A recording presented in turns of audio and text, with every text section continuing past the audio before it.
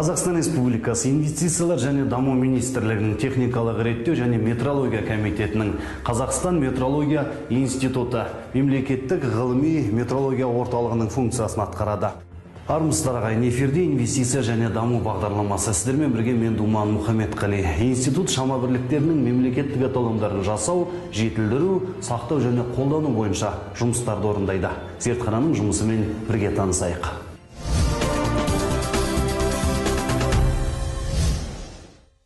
Метрология. Бұл қажетті дәлдікті алу амалдарымен бірлікті қамтамасыз ететін құралдар мен өлшем туралы ғылым. Өлшем құралдарының шама бірліктерін сақтауда жоғары дәлдікті өлшемді эталон деп атайды.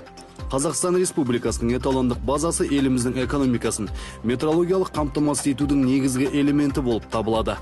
Бүгінгі таңда орталықта өлшем бірліктерін қамтитын 101 эталон бар.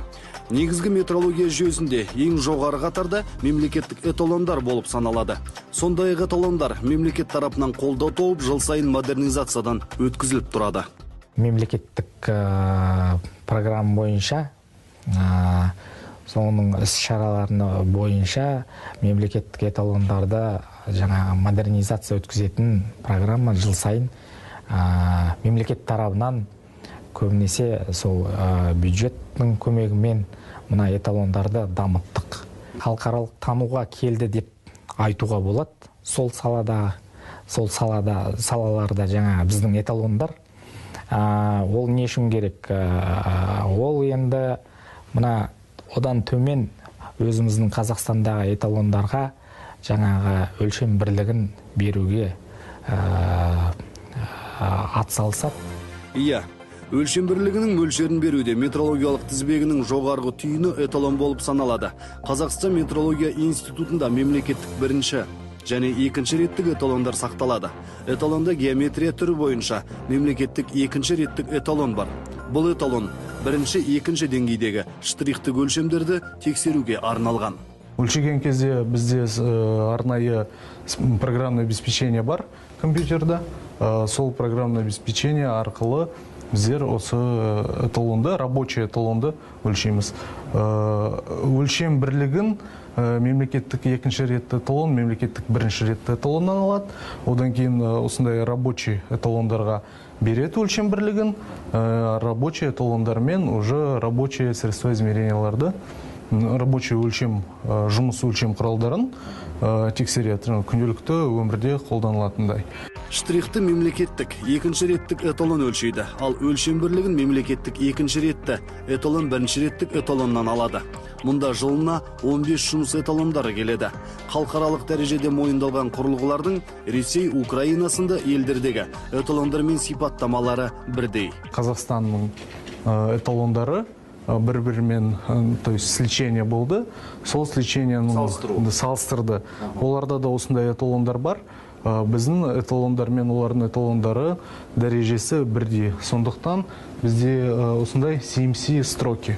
BAPM, Международный бюро мер и весов, сонда осындай CMC жарияланды.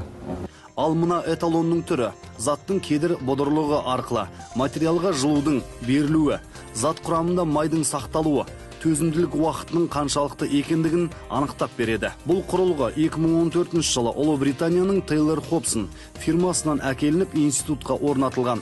Эталонның өлшеу ауқымы 0,1 микрометрден 4000 микрометрге дейін. Беттің кедір бодырлығы ол материалдың бетінде технологиялық процестердің әсерінен, яғни өңдеудің әсерінен қалатын іздерді айтамыз. Кедір бодырлық көптеген функционалдық қасиеттерді анықтайды.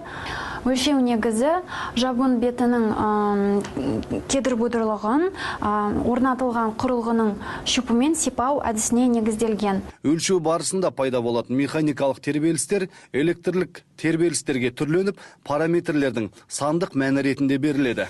Эталонның бұл түрі заттың қаншалықты тегіс екендігіне көз жеткізгендіктен машина жасау өнеркәсібінде керекті сала болып табылады. Құралды кедір бодырлығын айқындамас бұрын өзге деңгейлі эталонмен салыстыру процесі жүзеге асады. Салыстыру аспаптардың метрологиялық сипаттамаларының бірі, олардың сезгіштігі. Бұл бізде эталондық сақина болып табылады, және мынау бізде эталондық пробка.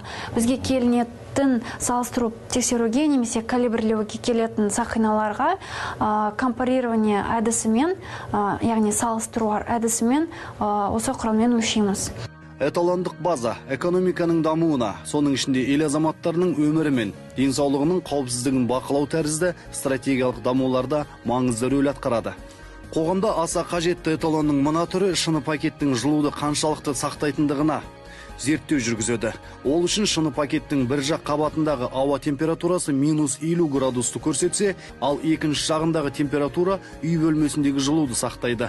Эталон терезе екі жақтағы әртүрлі температураны қаншалықты деңгейде сақтайтындығын анықтап, тауардың тұтынуға жарамды немесе жарамсыз екендігін айқындайды. Арғы жағында ол жерде 0-дан -50-ге дейінгі. То есть даланың температурасы. Сол арқылы мына жерде мысалы көрсететін болсақ, мына жерде арнайы датчиктер бар. Тепломер, термопара деп аталады. Осы датчиктер арқылы осының коэффициенттері шешілініп алынады. Эталон өлшем бірліктерінің, яғни гір-тастарының салмақтарын есепке алады. Институтта арнайы гір-тастарының салмақтары бірдей ме әлде сәл ауытқу бар ма екендігіне жауап табуға болады. Арнайы құрылғылар гір-тасындағы ауа тығыздығын, сондай-ақ сұйықтықтағы салмақ көрсеткішін нақты есепке алады. Собственно, первичным государственным эталоном является гиря из нержавеющей стали. Халықаралық заттық шама эталондарына килограммның прототипі платиндік иридиялық кіртасы кіреді. Бірақ сондай заттық эталондары бұзылу және уақытқа сай өзгеруі мүмкін. Сондықтан метрологтар таза заттардың қасиеттерін немесе табиғи дене және құбылыстарын қолданып, физикалық шамаларының бірлігін жаңғырту әдістерін табуға әрдайым ұмтылады. Сонымен қатар, уақыт пен жиіліктің мемлекеттік қызметін өлшемге алатын эталон түрі де бар.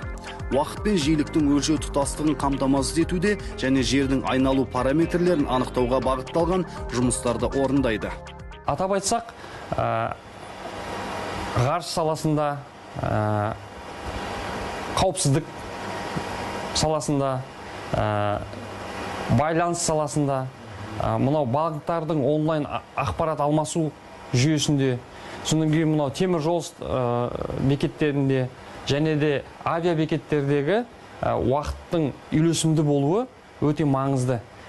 Осы салада біз аталған жылы жұмыс жоспарымызда Stratum 1 уақыт серверлерімен модернизациялау жоспарлануда.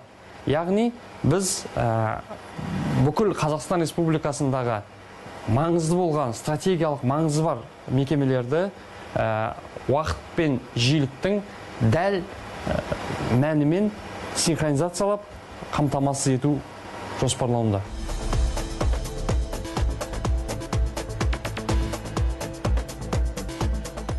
Экономикада керек салаларға, енді бүкіл салаларда біздің эталондарымыз бар деп санаймыз.